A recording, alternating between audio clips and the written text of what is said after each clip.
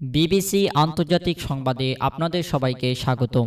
এই মুহূর্তে আমাদের হাতে এসে পৌঁছানো ইরান, যুক্তরাষ্ট্র এবং ইসরায়েলের সকল ধরনের যুদ্ধের নতুন আপডেট আপনাদেরকে জানিয়ে দেব। শুরুতেই থাকবে সংবাদ শিরোনাম, এরপর বিস্তারিত। হরমুজ প্রণালী সফলভাবে পার হলো চীনের তেলবাহী জাহাজ। যুক্তরাষ্ট্রের সঙ্গে চুক্তিতে চীনকে গ্যারান্টর হিসেবে চায় ইরান। সাধারণ মানুষের আর্থিক অবস্থা নিয়ে আমি ভাবি না, বললেন ডোনাল্ড ট্রাম্প। দর্শক, এতক্ষণ শুনছিলেন সংবাদ শিরোনাম, এখন বিস্তারিত। আপনি যদি আমাদের চ্যানেলে নতুন হয়ে থাকেন তাহলে আমাদের চ্যানেলটি সাবস্ক্রাইব করে দিয়ে আমাদের পাশে থাকুন। ধন্যবাদ। শুরুতেই জানিয়ে দিব, হরমুজ প্রণালী সফলভাবে পার হলো চীনের তেলবাহী জাহাজ। ইরান ও ইসরায়েল যুক্তরাষ্ট্রের মধ্যে চলমান যুদ্ধের উত্তেজনার মধ্যেই একটি চীনা সুপার ট্যাঙ্কার সফলভাবে কৌশলগতভাবে গুরুত্বপূর্ণ হরমুজ প্রণালী অতিক্রম করেছে।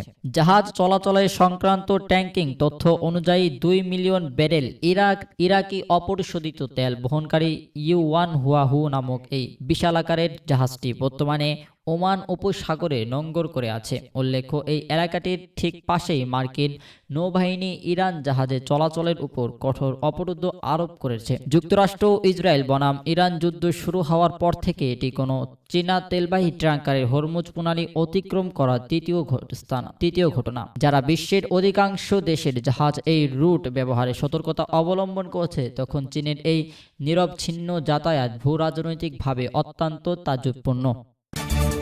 এরপর আপনাদেরকে জানিয়ে দিব, যুক্তরাষ্ট্রের সঙ্গে চুক্তিতে চীনকে গ্যারান্টর হিসেবে চায় ইরান। যুক্তরাষ্ট্রের প্রেসিডেন্ট হিসেবে ডোনাল্ড ট্রাম্প যখন তার অন্যতম গুরুত্বপূর্ণ এক সফরে বের হয়েছেন, ঠিক সেই মুহূর্তে চীনের সঙ্গে নিজেদের সম্পর্ক নিয়ে তেহরান গভীর আত্মবিশ্বাস ও স্মৃতি বজায় রাখার ইঙ্গিত দিচ্ছে। ইরানের সরকার বর্তমান বেইজিং এর সঙ্গে তাদের কূটনৈতিক ও কৌশলগত সমীকরণ নিয়ে আগের চেয়েও বেশি আশাবাদী। ইরানের উচ্চপদস্থ কর্মকর্তারা চীনকে একটি কৌশলগত অংশীদার এবং ঘনিষ্ঠ বন্ধু হিসেবে অবহিত করেছেন, যার মাধ্যমে তারা দ্বিপাক্ষিক সম্পর্ককে আরও সুদূর করার লক্ষ্যে নির্ধারণ করেছেন। সম্প্রতি চীনে নিযুক্ত ইরানের রাষ্ট্রদূত আব্দুর রেজা রহমানি ফাজলি এই সম্পর্ককে গুরুত্ব তুলে ধরে বলেন, যুক্তরাষ্ট্রের সঙ্গে ভবিষ্যতে যে কোনো সম্ভাব্য চুক্তিতে পৌঁছাতে হলে তা অবশ্যই জাতিসংঘ নিরাপত্তা পরিষদের উদ্যাপন করতে হবে।